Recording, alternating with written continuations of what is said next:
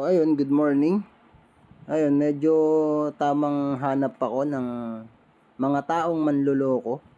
So ito, may nakita ako, nag-post siya sa FB na nagpapautang daw sila kasi yan, lagi ako naghanap ng mga ganyan. Gawa nga ng alam ko, scam talaga yung mga yan.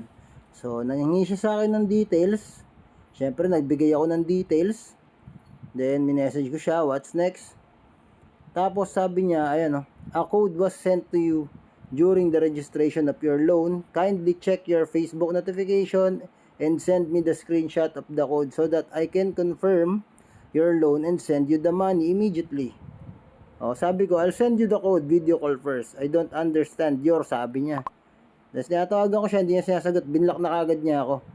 Pero may nag-send sa akin ng code. Ayan oh. Kung mapapansin nyo, may code na mayroong code na nagre-request from other device. Yan, wag kayo magpapaloko dyan. Kasi kapag binigay nyo sa kanila yung code na yan, ma-access na nila yung FB mo, tapos nanakawin na nila. Hindi mo na ma-open yung FB mo kasi nasa kanila na, napalitan nila ng password. So ngayon, gagamitin nila yung identity mo para manloko ng ibang tao. Kaya po, mag-iingat po kayong lahat at wag kayong papatol sa mga ganito. Pagka ganyan na nanghihingi ng code or kung ano pa man, basta usapang code, wag nyo ibibigay, no? Kasi scam 'yun.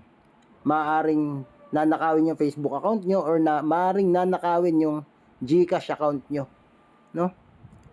Mamaya pagkabigay nyo ng code, yung pala GCash nyo 'yun. O di automatic, makukuha niya yung pera nyo, tatransfer niya na sa GCash niya.